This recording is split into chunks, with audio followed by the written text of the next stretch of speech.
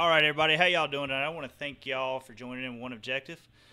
I know that we're doing this show on a Wednesday night. We had to do the other show. I think it was on a Thursday night. But, guys, football and work has been kind of taking over my life the last couple of weeks with all the rain and games getting postponed. So, sorry about that. If, we said we were going to do them on Tuesday nights. But I promise you, we will be getting consistent on Tuesday nights. But anyways, guys, I'm Josh Carter.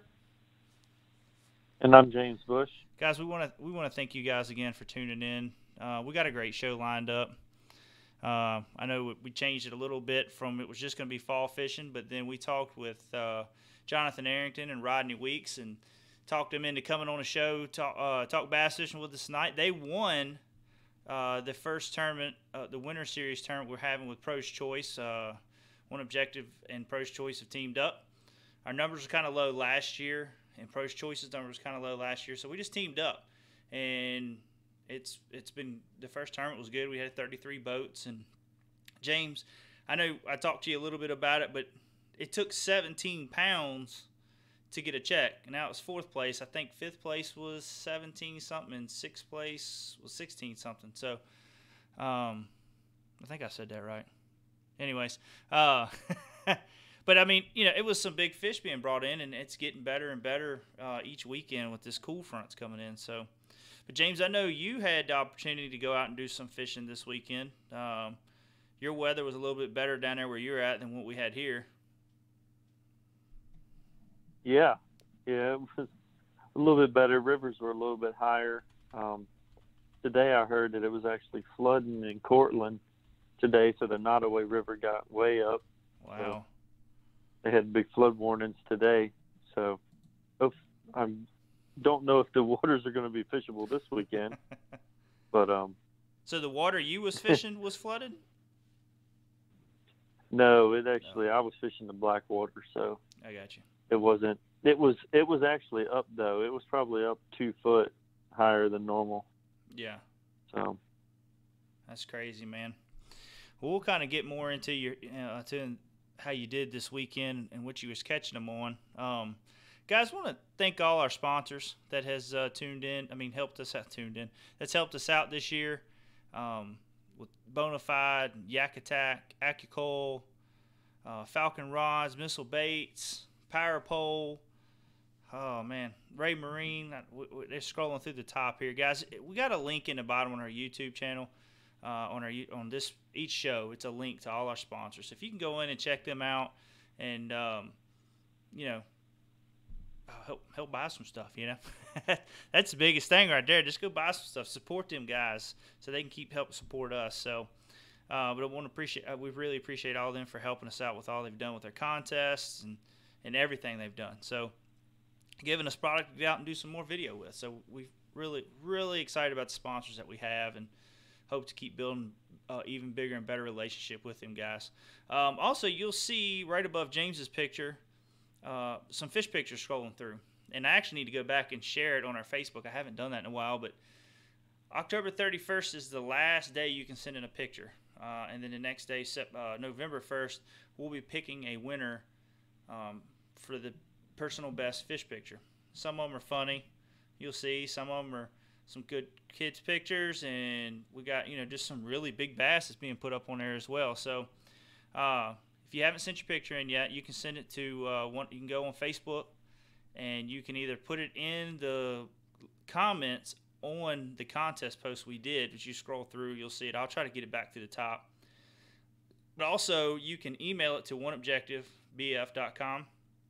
oneobjectivebf@gmail.com, sorry. Or through Facebook Messenger or Instagram Messenger, however you want to do it. So right now we want to thank everybody that's posted, that sent their pictures in.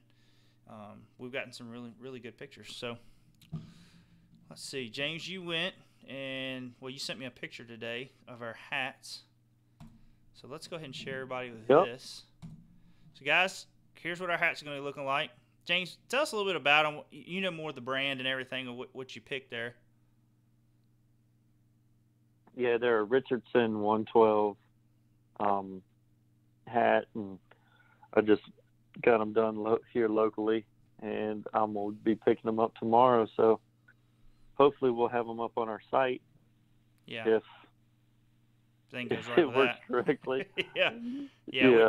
We're going to try to get these up So on the site here soon. There's been some, if you notice, we haven't really posted nothing on our site. And there's some issues behind the scenes with the people that we're doing our site with. So hopefully we'll get that worked out right now. Not on our end, on their end. So hopefully we'll get that worked out and get it up there. But if you are interested in one of those hats, make sure you message us. James, what we say we're going to sell them for $22? yeah, And that doesn't. and we only have a few right now because we were just trying to test Yeah. the water. So Yeah. we only have 12 of them as of So- right now. So we will be getting more. We just kind of wanted to see what the first run looked like. So just let us know what you think, if you like it or not. And hopefully you do, and hopefully you buy one. That's right. So until we get them up on the site, if like I say, if you're interested, message us, and we can either go through PayPal and send you an invoice, and then that won't cover shipping. I think it'll be probably $5 shipping, something like that. So if you buy keel protector too, maybe we'll help you out a little bit with shipping. But but right now, message us, and it's $22. They're a nice looking hat. You see other companies out there that are using this same style, same company hat. So I think everybody will like it. But like I say, just message us. We'll get you invoice and send it out to you. And then we're gonna have another color coming in too that other people might like. I think we'll say we can go with a black. Well, it'll probably be like a heather gray with the black mesh. Gotcha. So yeah, that'll look good there. Hold on a second. Let me check some. Okay, just want to make sure I don't have nobody calling in yet. We're gonna be getting Rodney. I think I said this earlier. We're gonna be getting Rodney Weeks and Jonathan Arrington on tonight to talk about their win. I know this was a big one for them. You know, some people think, oh, it's just a little open event, and yeah, it is, but it's a lot. We had 33 boats, and I ain't gonna lie to you, every single one of them in that tournament were good sticks. You know, they've won tournaments or done really well in tournaments in the last several years. So we had a lot of great fishermen in that. But James, I wish you was able to make it up here. I know you were gonna try to make a couple of them this year. It was just really nice to kind of get out there and shake hands with everybody and talk and listen to their stories out on the water. I know we haven't been able to. You know, I don't have my boat anymore. I sold that, so I just got the kayak. So naturally, I can't fish the tournament with them guys. Maybe I can fish with somebody one time. But me and Dad was talking about doing one together, and I know James, me and you've talked about maybe fishing something, one of them together. And it's just good time getting out there with them guys and talking fishing. And they're all just really great people. So, James, I really hope you can make it up here to fish one of them with us and kind of hang out with everybody and take some pictures. And but I mean, with 33 boats, man, I don't think, but there was two boats that actually didn't catch a limit. But who's to say, they didn't lose them really? or whatever? Yeah, I don't hold me to it. I think that's what it was. We had everybody weighed in fish, and almost everybody weighed in a limit. There was just a couple of people on the page that didn't weigh in a limit. So. But they still had a decent looking bag, it seemed like, even with not having a full limit. So, trying to make sure that they ain't called in yet because I don't want to miss out on that. So, but anywho, yeah, I mean, it was good. I mean, yeah, James, I think Smith has been putting out some studs lately. Yeah, we'll definitely get into that a little bit later. But they have. It's something about that lake right now. When I wanted to go out and fish, we was going to plan on doing some filming and wasn't able to because when I woke up Saturday morning, it was 45 degrees and raining. And this old boy ain't going to sit in a kayak while it's pouring down rain in 45-degree weather fishing. And I mainly didn't want to get my other camera wet because I was going to have Chris come out with me and film, and I just wasn't all about that life. So, guys, there is one thing I wanted to talk about real quick before we get everybody on. Is we're going to be doing a random giveaway on the show tonight. And all you got to do is come in and start chatting. Come in, asking questions, let us know you're there. That's all you got to do. And we're going to pick from one of our random people in our chat room tonight to give away a prize pack. It's nothing big, but it'll be a pack of worms or a crankbait or who knows what you get. But it'll be some tackle. So we'll probably do that towards the end of the show. So just, tell your friends, get in there. Hey, come on, get logged into the chat. And that way we can pick one of you guys to be a winner. Because right now it's looking like John Spires and Bass Cat Little Dave. It's going to be a flip of a coin here. So you better get some more people in there, guys. But let's see if they called in yet. All right. No, they ain't called in yet. All right. So, James, did we talk about... Yes, we did. We did talk about your endless choice. I remember talking about that now. That's why I was going to ask you if we talked about that. Because that's going along with, we've done several, 2 shows now. It's kind of maybe 3 shows. It's talking about fall fishing. That's a big thing right now. We're trying to stay ahead of the curve so when you guys hear some of the stuff, you can go out and start trying it out. And we got a great picture here that I want to show you that James has put up. Let everybody look at it real quick and kind of get an idea of what we're going to be talking about. So there we go. You got your 3. This is a picture James took of his 3 main baits that he loves to throw in the fall. Well, 4 main baits. Sorry, there's another one back there. And we're going to go in depth with those tonight and talk about why each one is so important in the fall time. So, whoops, sorry about that. Yeah, that was pretty loud. Yeah, sorry. I normally turn that down. That's somebody already messaged about a hat. So, I think we got one sold. So, right on. So John's asking, what does the back of the hat look like? Is it just like a white mesh? It's just white mesh. So it would be something similar to what it'll be something similar to what the Yak Attack hat looks like right there, right? Similar. Something similar. Not it's that harder color. to see that than the picture that you showed. That's true. No, not the color. Yeah, not the color. So let's go ahead. But it's just a white mesh in the back. Yeah. It's a snapback hat. So, snapback hat. Say that 3 times real fast. Snapback hat, snapback hat, snapback hat. Well, you do better than I would have. I know. That's why I did it. But I'm going through pictures here. But yeah, so yep. Yeah, like I say, go back again if y'all interested. Just make sure you message us on Facebook, and we'll get you out an invoice. It'll probably be tomorrow before I get them out, because James will be picking the hats up tomorrow and all that. We want to make sure everything's right, perfect, but I have a feeling they're going to be exactly what we want. We're really happy. We tried a hat line earlier, and it wasn't bad looking hat. It just wasn't what we were really wanting, so we didn't push it too much. But hopefully we can get these up on the sites. That's what we're really excited about. We also got another product that we're kind of working on right now that is for the kayak side, but it's something that we're kind of working on. We ain't going to say too much about it, but just stay tuned for that as well, because we're going to be doing some testing with it right now. And I'm just really excited to get that up. But like I say, hopefully our website will start doing better so we can go ahead and start getting that stuff up. Also, I do know what I want to talk about. Heroes on the Water is this weekend. They're doing a kayak benefit tournament. It's just the Pro-Am Heroes on the Water. So they're taking veterans out to go fishing tournament. They're teamed up with what they call a pro and the hero. So they team them up, and everybody's out fishing against each other, having a good time. They got a lot of prize packages donated. They're having a concert or just live music Friday night, a dinner. Oh man, what else was it?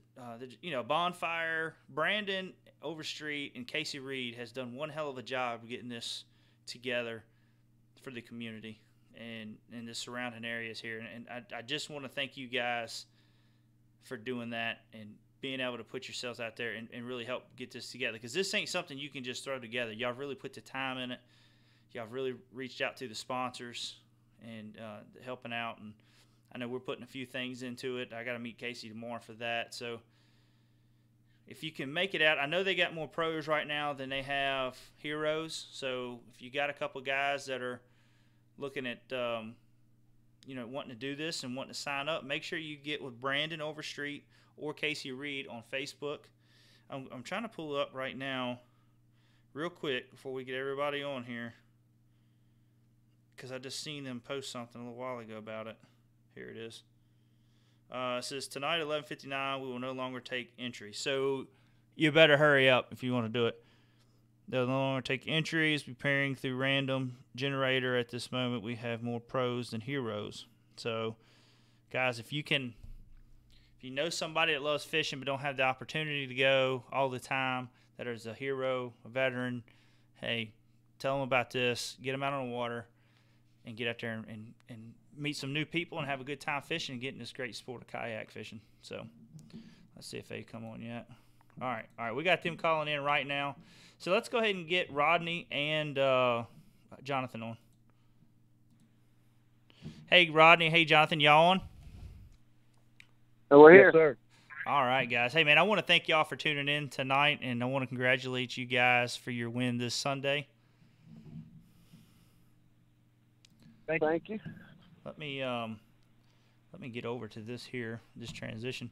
All right, so this is how we're going to kind of do this, because it's tough sometimes for me and James to do this show without over-talking each other, and I over-talk James probably more than he ever over-talks me. But so we'll ask a question, and James, if you got a question, call out who you want. If you want Rodney to answer it, or if you want Jonathan, or if we ask a question, we'll say, Rodney, you can answer first, and then John. That way we're not over-talking each other and sound like a bunch of crazy hillbillies having a good old time on a radio show. Okay, all right. So, guys, first off, like I say, congratulations on your win. I know the conditions were a little different than what I think everybody was expecting them to be starting off. So, Rodney, kind of starting off, what was your expectations when y'all was getting put in? Did y'all even know that they were calling for the rain? I know we knew they were calling for lower temperatures, but did you know they were calling for rain, and did it change up your game plan that you had going into the event? I know. I had no idea they were calling for rain. I actually left my rain jacket in the truck because last time I had looked at the weather, it was just supposed to be cool. Wasn't even really supposed to be cold. And when we got there and it started raining, then I looked at Jonathan, and he said, well, I think it was like a 20% chance, but we weren't supposed to be getting all of this rain. But no, it did not change what we were doing. So let's kind of go off and start talking about, Jonathan, if you want to answer this question first. What were y'all targeting when it come to structure-wise? What were y'all targeting to start catching the fish that y'all caught? Honestly, we targeted just about everything. I had picked out a few stretches of bank. Rodney went out and kind of practiced last weekend, and it kind of found some fish for us. And he come back and told me what he had did, and I've been fishing that area of the lake for so long that I kind of had pretty good ideas of probably 10 or 15 banks that had similar stuff on it, whether it's riprap, docks, stumps, blowdowns. It had a little bit of everything. So we did not target one specific thing, and we literally caught fish off of everything. So was that more of now when it come down, we know they're getting into that transition period, and you might have answered this, but were y'all going into the creeks? Were you kind of targeting the secondary stuff in the creeks, or was y'all still on the main channel? No, we were back off of main lake, but each pocket depended on, we let the fish tell us how far back we went.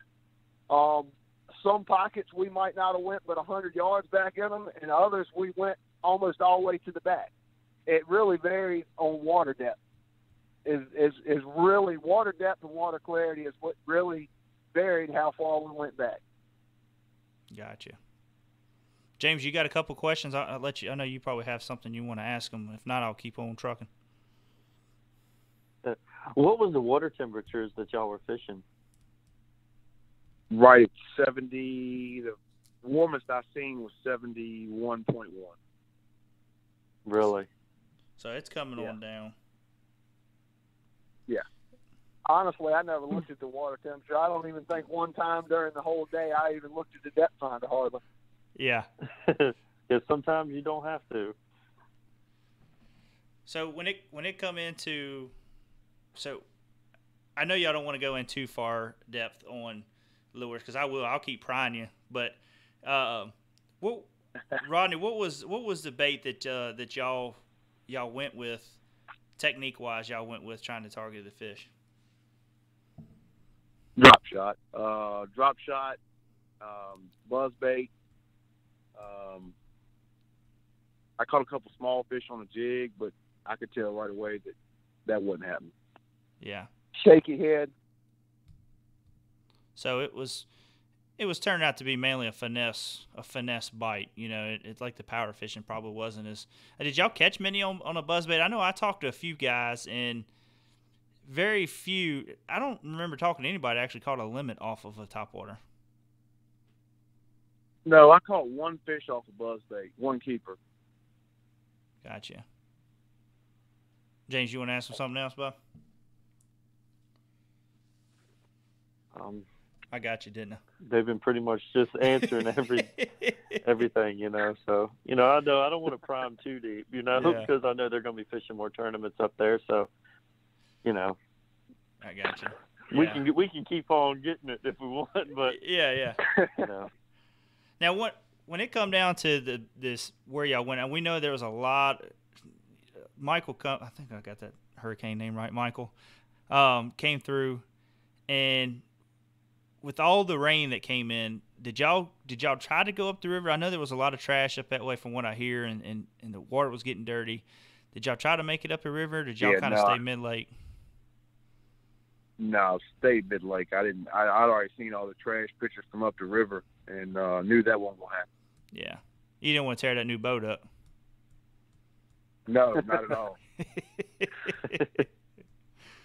So, Jonathan, do you think that the water being up made the bite better for y'all? I really don't think it did. I don't think it changed what we were doing, especially on the fish that were deeper that we caught. And when I say deeper, the fish themselves weren't that deep, but they were suspended over deeper water. Yeah. I got you. So, you know, we didn't catch anything really out, you know, in 20 or 30 foot of water. Granted, the water was that deep, but the fish weren't that deep. You basically just had to hit the fish in the head is what you had to do. So they were kind of holding tight to structure. You think, like on dock poles and stuff like that? They were hanging fairly tight to structure, whether it be a dock pole, a tree, a branch, whatever. They were sitting there, and you just had to basically hit them in the head. I mean, where we were fishing at, we had probably 2 to 3 foot of visibility. So if you got them fairly close, and they were eating good. When they eat them, they eat it good. Got you.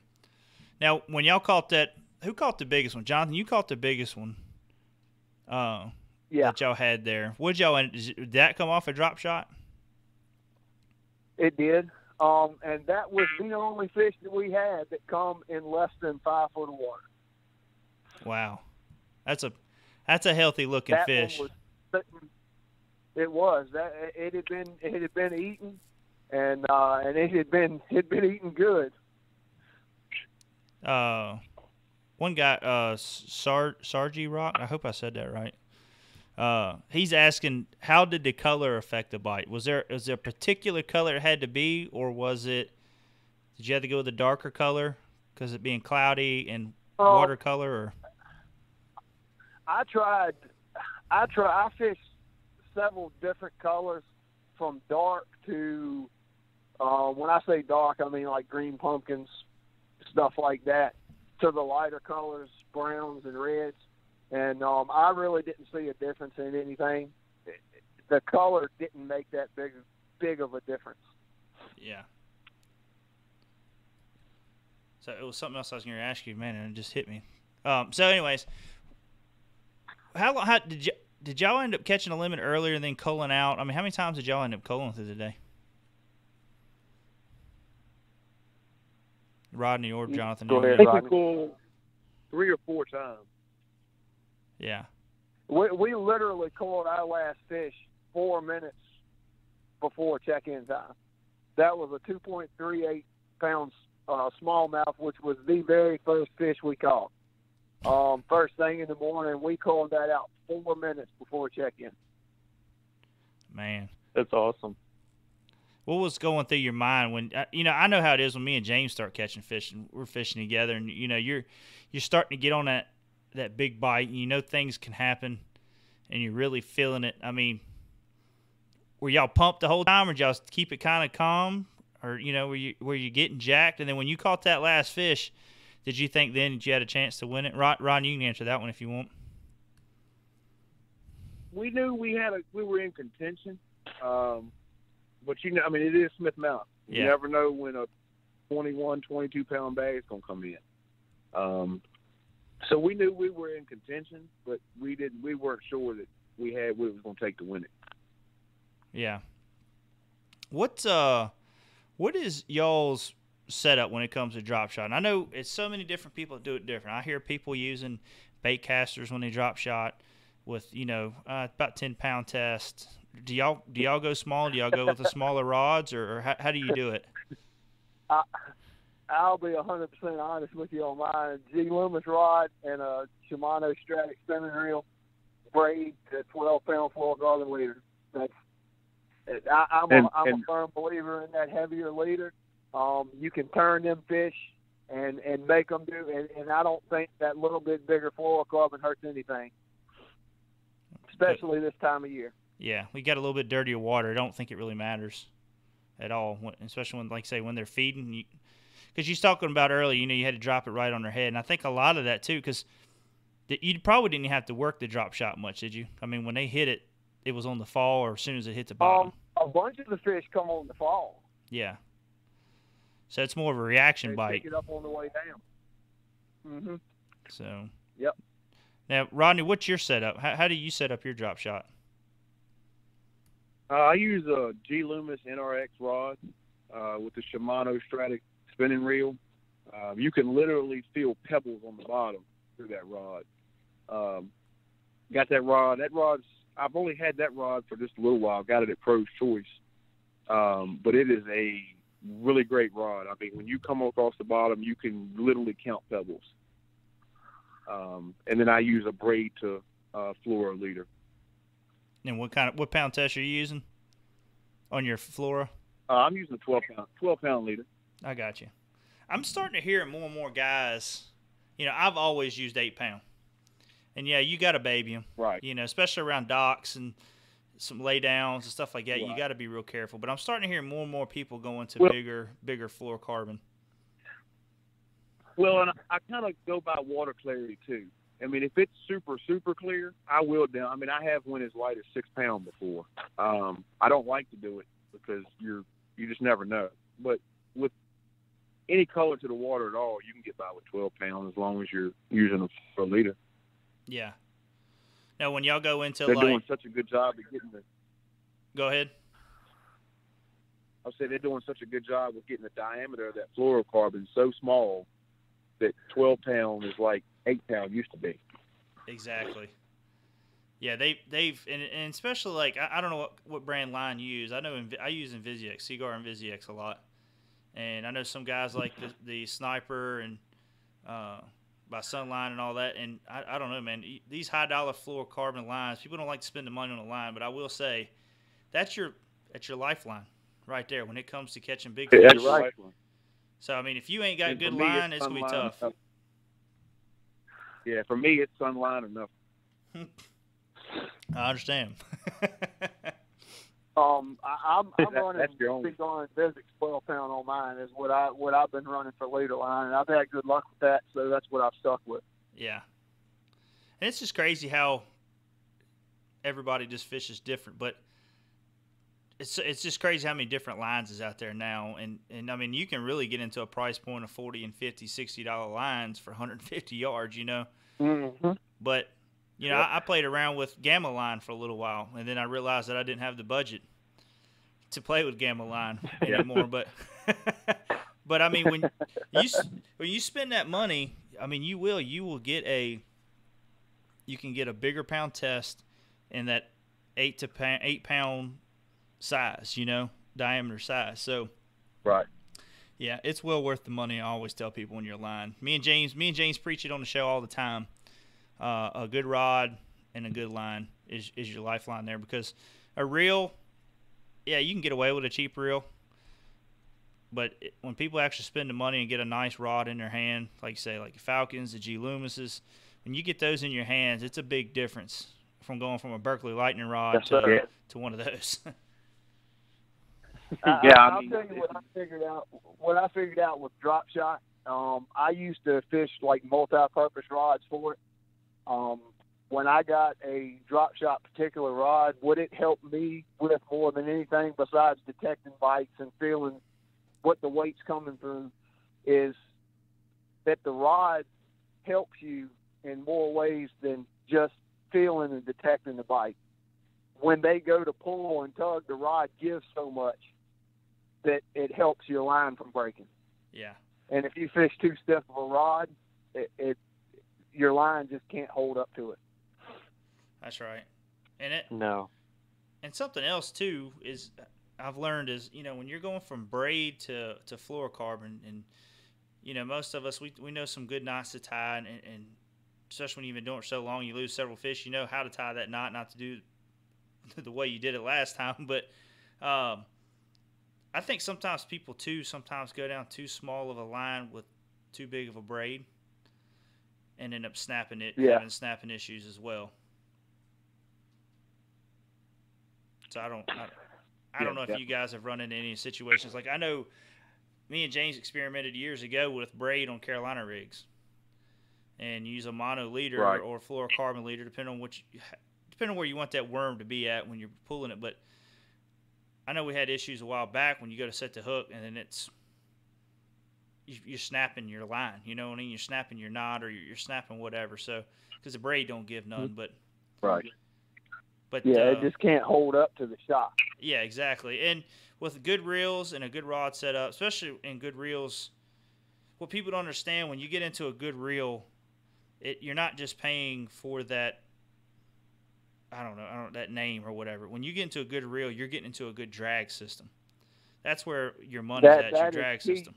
That is key with the Shimano Stratics, man. You pay for them, but the drag system on those things is ridiculous. Once you get it set where you want it for the particular weight bait setup that you're using, and you don't have to touch it unless maybe you get a really, really big fish or whatever it may be. But once I set mine, I basically go all day and do not touch it. Yeah. I've heard a lot about that reel. I've been interested in looking at it. I've heard a lot about that reel. Yeah, it's the best spinning reel I've ever put my hands on. That's crazy. Yeah, and we're running the 3000 series too, so it's a little bit bigger reel. It's not a whole lot bigger. I mean, there are 2000s and other brands that are the same size as the 3000 in the Stratic. But it's a good overall size. It works really well, and I have two of them. I use one on my shaky head setup, and I use one on my drop shot setup. Yeah.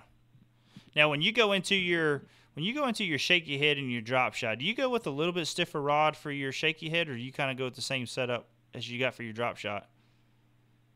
No, my shaky head rod is quite a bit stiffer than my drop shot. Yeah. Yeah. That's how I do mine too. I was just curious if how you did yours as well. It's a shaky head to me is more like it's not, but it is more like dragging a jig with a spinning reel. You know what I mean? That's how I feel. Like I'm putting it in heavier cover and stuff like that. So than you will with the drop shot. So yeah, you need the stiffer rod. Exactly.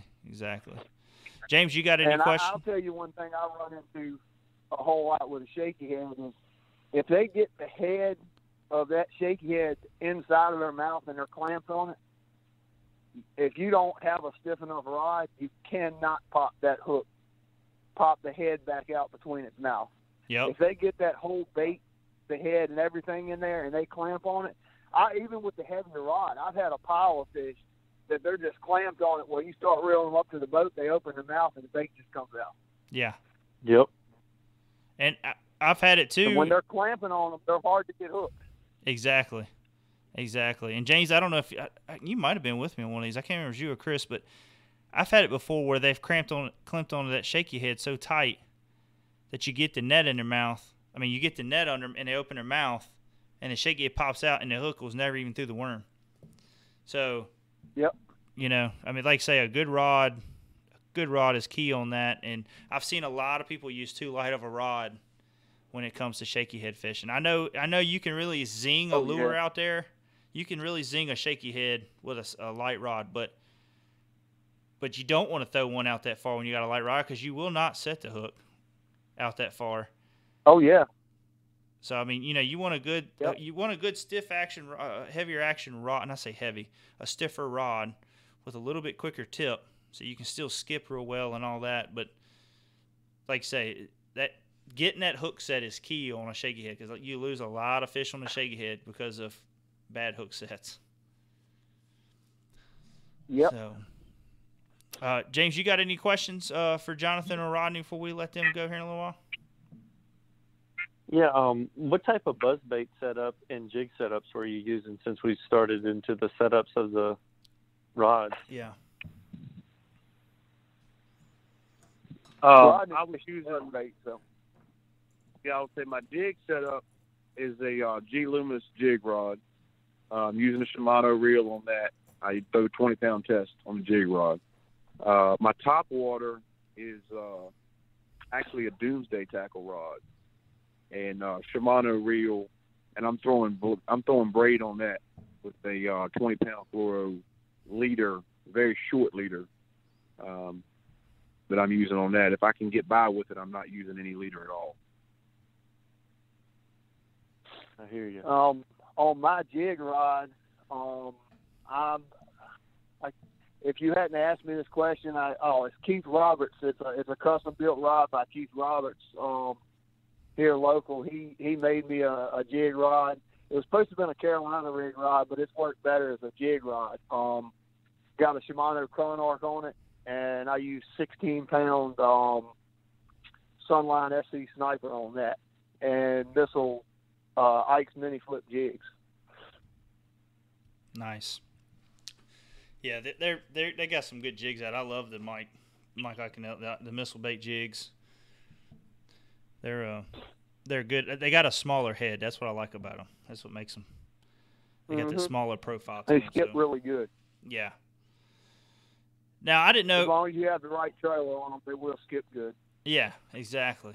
Now, did y'all have? I want to ask this question because this come up at the boat ramp when I was talking to Matt and Charlie and all of them was crawfish. Did y'all have any fish? Hook up any crawfish in your live wells? Did y'all see the colors on them? We had one of the biggest crawfish I've ever seen in my life in the live well with at his house. It was giant. But the colors on them are crazy. 562. Yeah. Yeah, you probably would have went on up in the 20-pound range if he wouldn't have hocked that one up. Huh? It would have been really close. It was probably a 3.5 inch crawfish. Every bit of it's not 4. Yeah, that's and crazy. it was darn near whole too. Yeah, well, I was just kind of looking at the colors on them and how orange. I don't know how that one was, but how orange the pinchers were on it. It was like a green pumpkin with a orange pinch. You know, they was really bright. I don't know how that one was y'all's was. Well, that one didn't have a whole lot of orangish red on it. It had a very little bit. It was mostly like a real deep green pumpkin with maybe a hint of blue to it, and had a little bit of orange on the back and a little bit on the tips of the claws. That's just crazy how they change up. Because if you go up there and you catch them during the summertime, and they'll be like a dark green pumpkinish looking color with a little bit of black around them. It's just crazy how they change up so much, But there's right. also several different species of crawfish that's there as well. But I know that That's very important when you can start looking at stuff like that. If you look in your live wells every once in a while and you see them hawking them crawfish, you kind of got an idea what they're biting on, and you can start making adjustments through the day as well. But other than that, guys, I don't want to keep y'all too much longer. We're gonna get into our next segment here in just a little while. We just wanted to get you guys on and talk about your event. I know that was big for you guys. Have y'all had any bigger wins like that at Smith with that many people in them? No. I won one with Charlie Davis last fall. It wasn't that much weight. We did take home a first place last year there. But that's the most weight that I've ever personally been on a boat and caught on Smith Mountain Lake. Man, that's amazing. That's awesome. Yeah, James, I don't think me and you've ever brought in 19 pounds in a tournament together. We've had days where we could have just out there fun fishing. That's how that goes. You got there and catch. Right. Yeah, if you're gonna catch them big, that's when you're gonna catch them. Yeah. But guys, I appreciate you coming on. And one thing go ahead, Jonathan. One thing I will say before we get off here is it feels good to come in and to those weigh-ins and have everybody there, and everybody to congratulate you on it. You guys and Matt Foster, Paul Newman from Pro's Choice, all those guys have been real good to me, and as well as the rest of the fishing community around here. But to come in and be able to beat Steve Woodruff and Bryant Coakley, which Steve Woodruff finished second on Saturday too. Yeah. To come in and be able to beat them and, the Dawsons and Matt, Paul, Larry Witt, Charlie, all those guys that have a whole lot more time, out on the lake than what we have. That was our first real tournament ever fishing together. So to be able to come in and have that kind of weight, and have all those guys come in and congratulate us and everything, it felt good. And it was definitely a long day. It was a fun day, but it was stressful. Oh yeah, and that's what I was. Yeah. That's what I was telling James before you guys come on. How it's just nice getting up here and talking with everybody. I know I wasn't able to fish it, but just getting up here and talking with everybody and seeing how everybody was catching them and the similarities that everybody had and how they were catching them it's just pretty neat. I get to see it on my side when I talk to everybody is the similarities. And when you kind of go back and look at an elite tour or an elite tournament, and it's the same way. You know what I mean? How everybody was catching them. Yeah. And just to be able to see it like that. It made me really nervous. And me and Mariah talked about it off and on all day when we were fishing. I know guys that fish drop shot a lot better than I do. Guys that taught me how to fish it. And to come in and be able to beat them at their own game, it was something special. And I don't think it was so much that we were doing something so much more right than what they were. I think it just boiled down to right place, right time. We found the hungry fish, and we found the bigger bite. Exactly. I basically think what it boiled down to. Well, you look at the guys like Larry Witt now, and anybody talks about Larry Witt, they know he's really good with a drop shot. Drop shot. Yep. Yes, sir. And when you know that you're getting on that good of a bite, like you say, you got 19 pounds, and you're like, man, I caught him good on a drop shot. I know darn well Larry Witt and them's probably got 20 pounds. That stuff that goes through your head. I know what you're talking about. Exactly. Yep. So. And I will tell you what made me more nervous than anything, and Rodney can attest to this. We literally saw 3 boats all day. There was nobody where we were at. Yeah, we saw nobody. Yeah, we saw nobody. We were at. Wow. There was nobody there. Then you start worrying if you're on the right stuff. Right. Really didn't start seeing anybody until we started coming back close to the ramp, getting close to weigh-in. We just wanted to make sure we were close by because we did have battery problems during the day, so we were a little on the nervous side for that too. Yeah. That's about how it goes. You catch a big bag, and it's something. Them thoughts go through your head, like what's going to happen. But right. Oh, remember in your boat, your Skeeter, one time, and we were way up the river. Yeah. And we were catching them good too. Then I think in that event. Yeah, we had a good limit. Yeah, James. That's when you hope you're fishing with the tournament with some buddies that'll actually come help you when you call them. Nobody was gonna come up there. I can tell you that right now. We were way up that river. Well, luckily we had a few buddies that were a little bit past us. It was just a matter of if it come down to it. I wanted to find which one was closest to us instead of making somebody run a long ways to where we were at. Yeah. And I do know we had a few buddies that were a little bit further. They had went and found dirty water, and they were on past us. So, and I'm sure they would have been more than happy, to come help us get our fish back in. James Conley would have. Oh, yeah. Matt Foster would have. I'm sure Paul and Larry would have. Charlie and what's his name, Scotty Howard would have. Anybody that was right there around the area would have been more than happy to come and help us, just the same way we would have done for anybody else if we could have. And that's right. That's a good part about this community. I mean, like I say, you go in there and everybody just talking. You know what I mean? Everybody's having a good time, kick back, showing off fishing lures, chit-chatting, and you know that all of them guys are good guys, and they would do it for you because they know you would do it for them. So, yeah, it's always good when you can fish with a good. You hear so many horror stories online, like if you go on BBC and people talking about how tournaments went, this went, and it's kind of, you hate it. You hate to see it like that in this sport because this is actually a grassroots sport, where everybody was there. Absolutely. Yeah. So I mean, when you got guys that don't help you, it makes you wonder about the sport sometimes. And I have fished with a couple people over the years. You got to remember why you're doing this.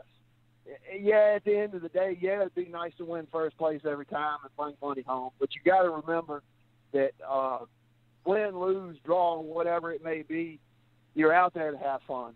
And that is one thing that me and Rodney talked about on Saturday night before that. Told him, I said, look, dude, we're going out there to have fun. We might come in with 4 pounds or we might come in with 17 pounds. Whatever we come in with, we're going to have fun doing it. We're going to joke, cut up all day, and we're going to make a good time out of it. And that's exactly what we did. We stuck to our game plan. We never steered from it. Even when it started raining and we didn't want to be running up the lake, we just pulled it off and fished something, made something of it, and got wet. Yep. That's what you got to do, man. You got to improvise. So, absolutely. Well, guys, I appreciate you coming on tonight. Like I say, congratulations, and hope y'all guys fish with us on the next event, and hopefully have the same outcome. Absolutely. We will be there. We appreciate it. All right, guys, y'all. Thank y'all. We appreciate OneObjective and Pro's Choice putting on a great tournament trail.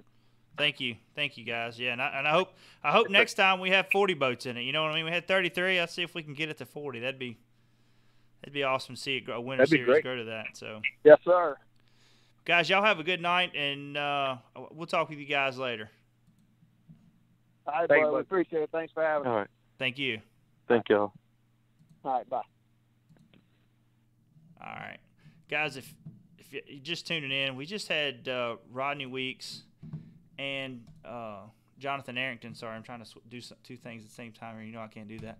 And Jonathan Arrington on to talk about the first Pro's Choice OneObjective Tournament we had this weekend for the Winter Series that we teamed up with Pro's Choice, and they were the first winners of the event of the season, I guess you would say.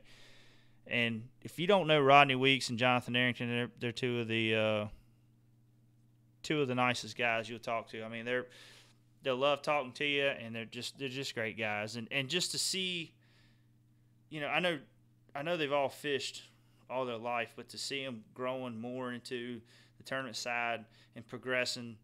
I fished with against Rodney and Castaways, but just to see him kind of progressing, because we all went to school together. I think Jonathan went to Liberty. I can't remember. James, did he go to Liberty or did he go to Jefferson Forest? Yeah. So he went to Liberty. Yeah. We just know him. I think started knowing him through the party days and cruising Bedford back into his day. But Just get. My dad and him drove tractor trailers together for Gano Sausage. Oh, okay. I got you. So I've known him since I was a little kid. I got you.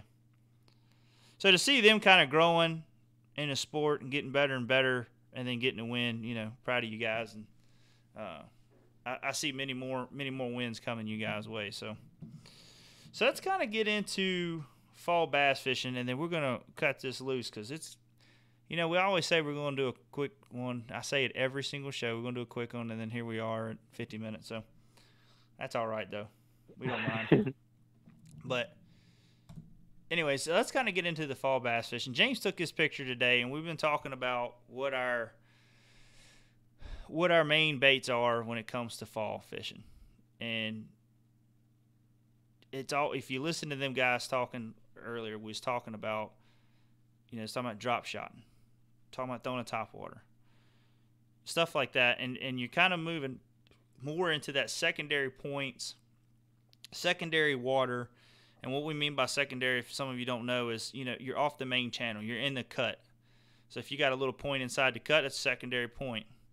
You got your docks, your secondary docks, stuff like that. So if you're just talking about, that's what we're talking about. It's not the main channel stuff. So, and these baits that James has got a picture of right here with a crankbait, a jig, a topwater, and then also a missile baits. Well, I actually had the Destroyer, the trailer that's on the jig. I got you.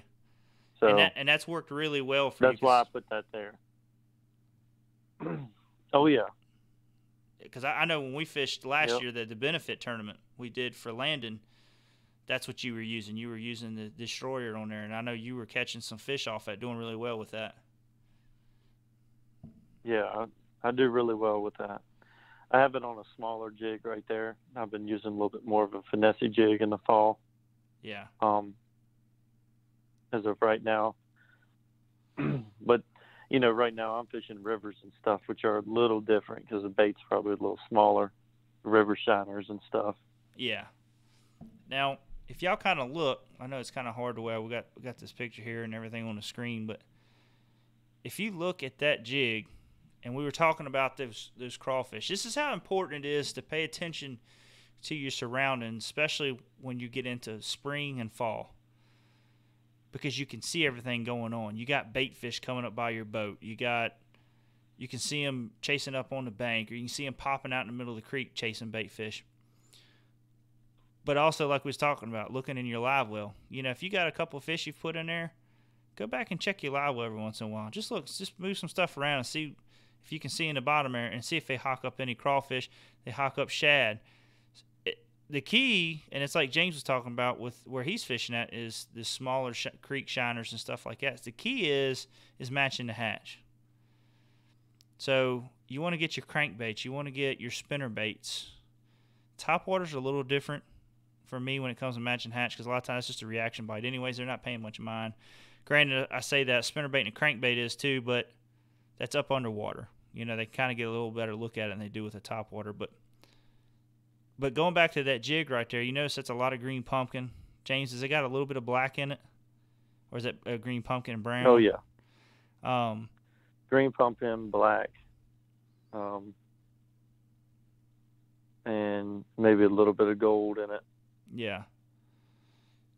And the thing, we was talking about when it comes to, like, matching a hatch with crawfish, what we was talking about is how much orange it was in that one crawfish. Now, granted, Jonathan said the one they had didn't have much orange in it, but it had orange on it. So he goes to tell me that a lot of those crawfish are starting to get into that. I don't understand crawfish pattern that much, but I know when you get towards the winter and early spring, you get a little bit more orange on those crawfish. And, you can put just a little dab. I know that was a trick me and you used to do during the spring. We had a particular jig we loved to throw with a chunk, and we would dip the tips in orange, because a lot of the crawfish in had those real bright orange pinchers. So it's important to pay attention to what the fish are eating. Now, when it comes to crankbait size or color, do you think that's as important as it is, or the size of the crankbait? Do you think color or the size? What's more important when it comes to picking a crankbait for the fall? I think you want to match the hatch as close as possible, and colors, I would say you don't want to get too crazy, but you know, I've caught them on fire tigers and all that stuff. It's all going to depend on water clarity, in my opinion.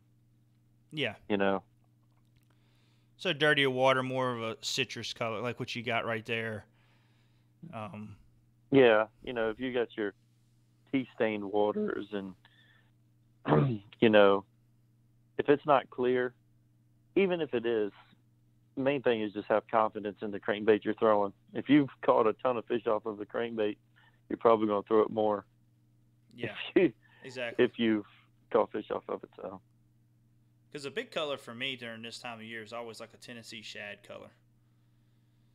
But there's different, depending on the company that you go with, there's different variances in Tennessee shad.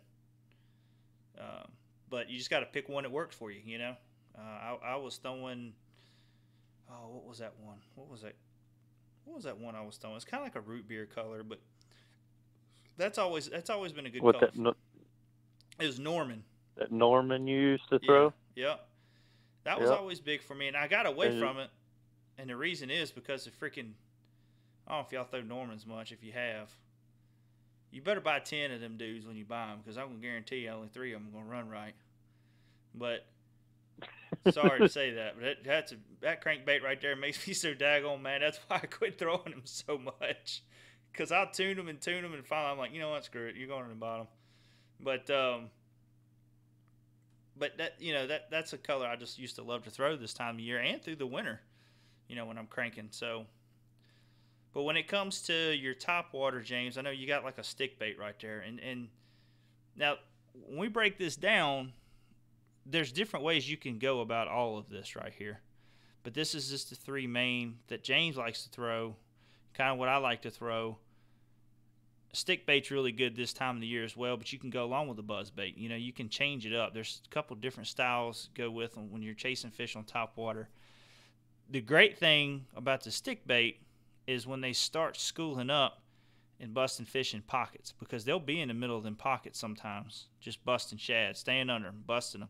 And if you keep an eye on that water, especially early in the morning, and that bite can get on better as the day goes on, depends on the conditions and all that, but always keep a stick bait tied on. You agree, James? I mean, always have one tied on, ready to cast at any moment, because they could come up schooling. Yeah, you better be ready to just make a cast with it. You need a top water on this time of year. Yeah. They will come up and just start schooling.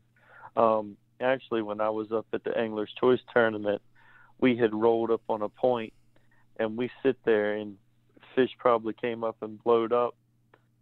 The second day we were there for like 30 seconds, you know, and It was like maybe 10 fish that came up and hit at the top. You know, we had our baits ready, but by the time we got out there, they was gone. They were just gone. I mean, and they were in casting distance of the boat, and we casted to them as soon as possible, and nothing. So you have to just be ready. You got to drop what you're doing and get on them right at that point in time. So always have you some type of stick bait or buzz bait or something tied on this time of year.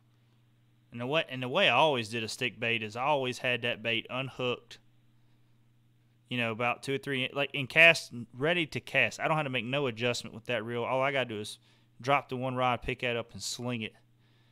So that's always, you know, because if you have it hooked to your reel, my thing is I always have it hooked to my reel, and then I can't get it undone. You know what I mean? The button don't click right, or something. Oh yeah, something happens, you know. So yeah, you just need to pick up and just sling it. That's all you need to do. Yep. Now, when it comes to the jig bite, James, for you, because I know you're really good with the jig. That's your go-to bait. You've won when we used to fish club tournaments. You were a hard man to beat this time of year when you had a jig in your hand. You know, I knew if I was catching 10 pounds that I needed to really worry about you, because you were throwing a jig, and you were probably going to catch bigger fish. So what are some things that you look for this time of the year? Now, when it's real cloudy, do you stick with a jig, or are you kind of wanting sunny weather? You want that good sunny weather where they're pulled tight to cover. Is that what you're looking for, or will you throw it during the cloudy and sunny? I've caught them on it, you know, either way, but I like it when it's sunny better. especially at Smith and stuff like that, they will suck to that cover so much faster, and it just makes your area that you're fishing smaller, in my opinion. Yeah. So you fish smaller areas, so you can pinpoint the fish better. But you can catch them, anything. But I think they roam more.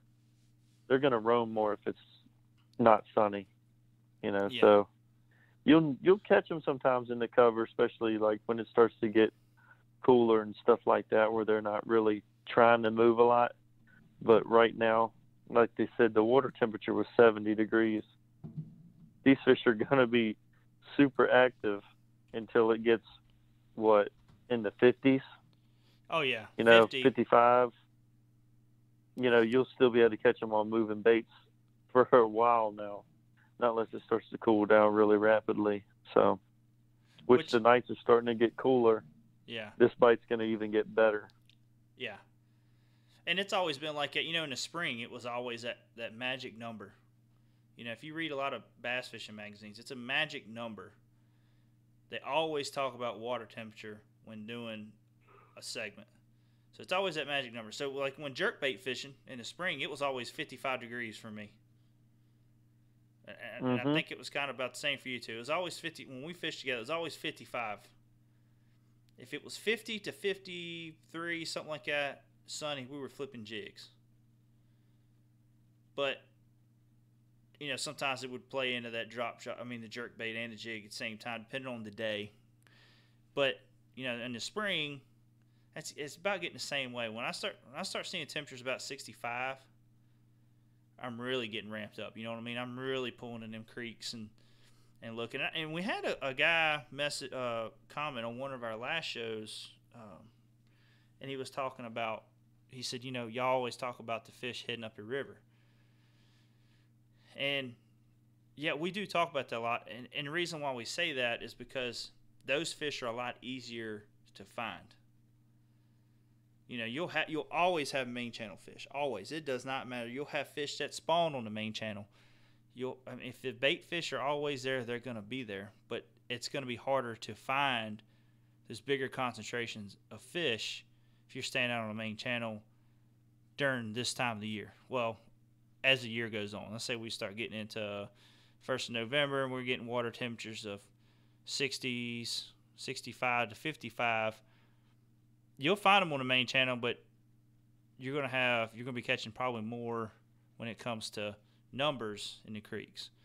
And you'll catch big numbers as well.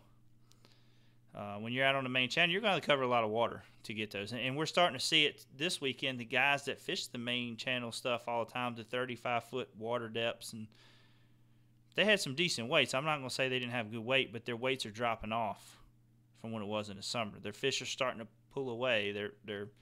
It's smaller fish there. So, but getting back to that question is, yeah, you'll have fish always on the main channel. But when we're talking about moving it up the river or into the creeks, that's what we're talking about. We're looking for that bigger concentration of fish. So I got a question for you, though, James. And before we go too much further into this or actually get off here in a little bit, this happened to me at Lake Anna last week, and I think I talked about it, was too much bait fish. Do you see that being a problem when you pull into an area and you just have loads on loads on loads of bait fish? Do you struggle a little bit with that, with catching fish? Absolutely. I guess it all depends on how active the fish are in there with all the bait fish. If you see them killing bait fish everywhere, then you'll probably be all right staying in there. But sometimes it is just too much bait fish, and if you don't see a lot of activity, I have a hard time. Yeah.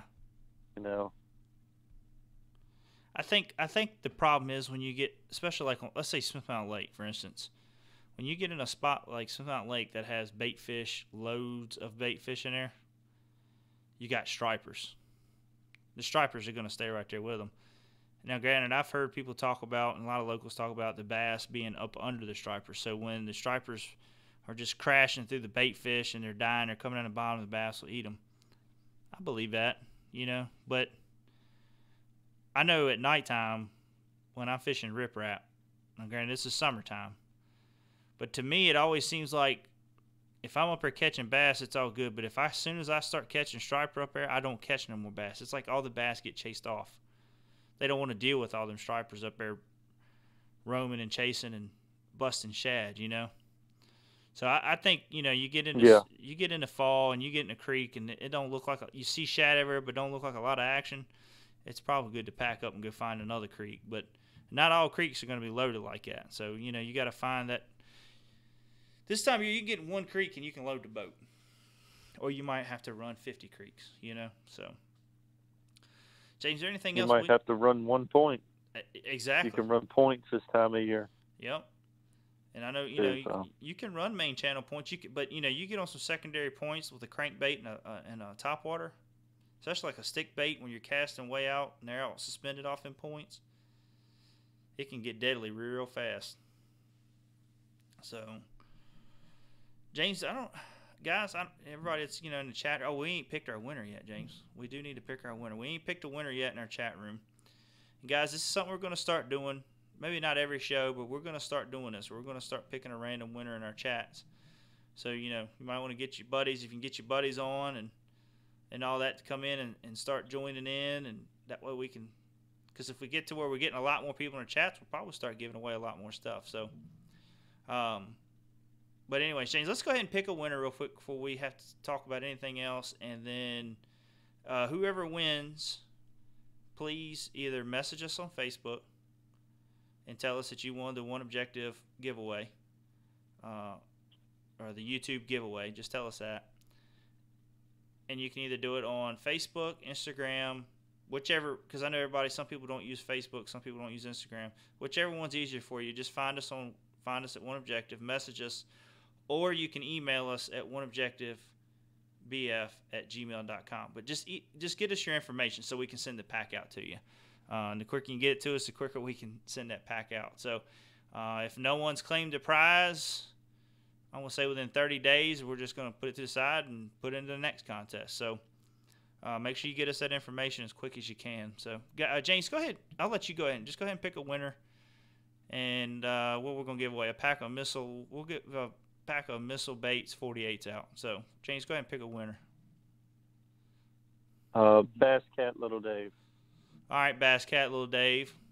If you're still on here, I don't know if you are, but make sure that you get us your information as quick as you can through Facebook, Instagram, or our email, oneobjectivebf@gmail.com. So, James, do we need to cover anything else?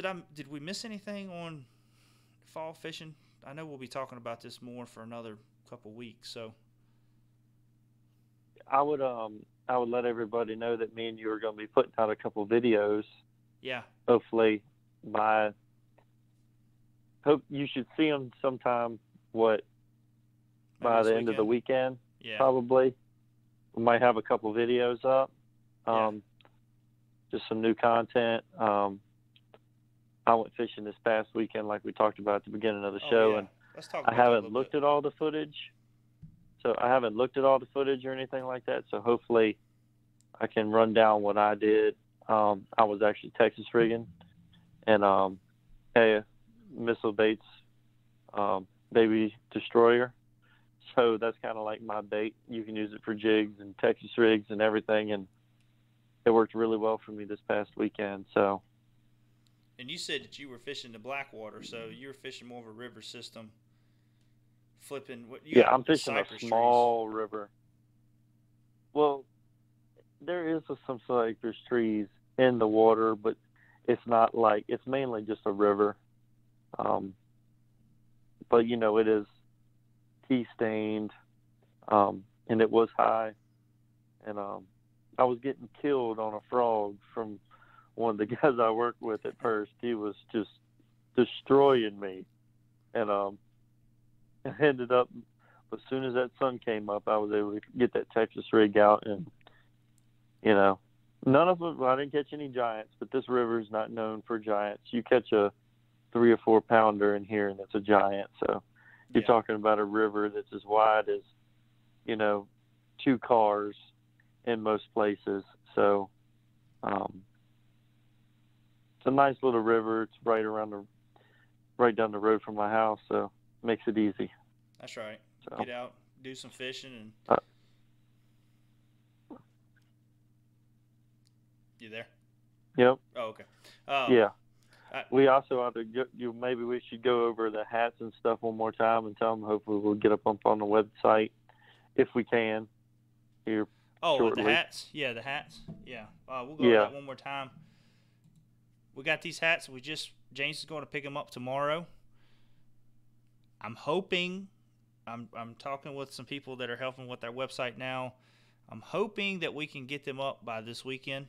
Hopefully tomorrow, but definitely hopefully by this weekend. If not, though, in the meantime, and you really want a hat, you can message us on Facebook or Instagram or email us at OneObjectiveBF.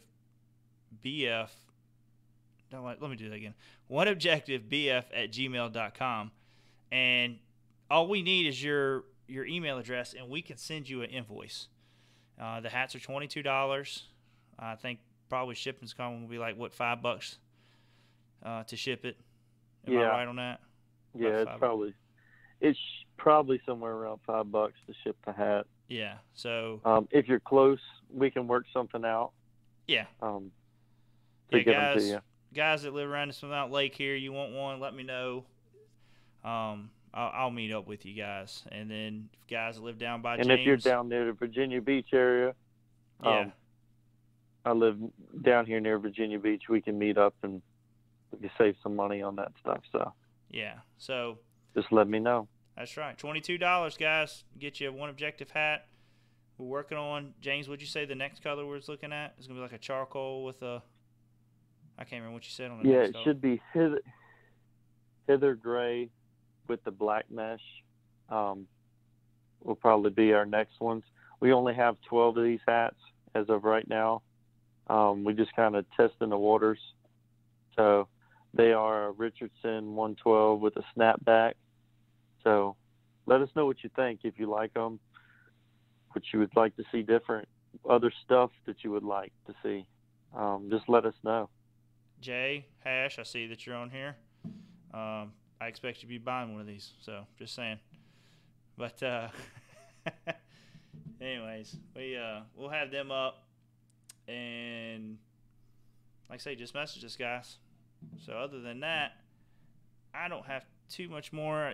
Just make sure you're about out of time. You got till 11:59 to message Brandon Overstreet and Casey Reeds to get on the Heroes on the Water tournament. They're needing some more of the Heroes than they are the pros right now. So if you can get on there and help them out, and then they're doing, like I say, doing a bonfire Friday night, some live music, a dinner, and just everybody just sitting around doing camping, all that up there around Magnum Point. So if you know anybody that loves to get out fishing, that's a hero, make sure you message them. Tell them they got to do it tonight, though, because they've just put up a message not too long ago about 11:59. They're not gonna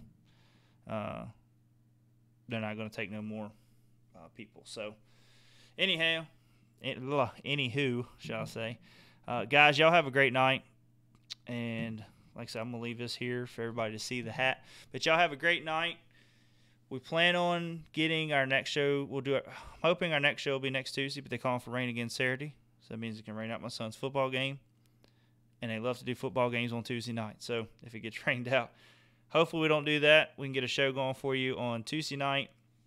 November. I just want to give you a heads up. November, we're going to be getting Randy Howell on. Working and got the works going on with that right now. And then James Watson, looking at trying to get him on the second weekend of November. So got a lot of stuff coming up, guys, with some of the NFL guys, and getting them on and talking fishing with us. And hopefully by that time, we're going to be good into fall fishing, really good into fall fishing by then. So other than that, guys, y'all have a great weekend. Hope see some fish pictures. Please get those personal best pictures sent to us on Facebook, Instagram, or our website, our email, so we can get you entered in a contest that ends October 31st. So tell your friends and get everybody in there. But all right, guys, we'll talk to you later. Y'all have a great night. All right, man. See ya. Bye. See you.